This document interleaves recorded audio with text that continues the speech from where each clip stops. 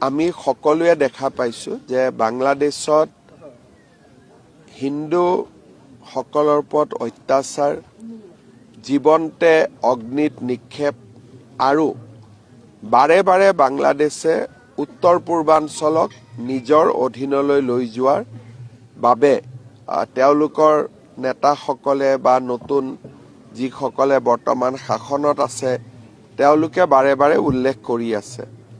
আমি বাংলাদেশত যি হৈছে তাক গভীৰ উদ্বেগেৰে সৈতে আমি লক্ষ্য কৰি আছোঁ আৰু আমি সকলোৱে জানো যে সেই বাংলাদেশৰ দেশৰ পৰা বিভিন্ন সময়ত অহা মানুহেৰে আমাৰ অসমখনো ভৰি আছে।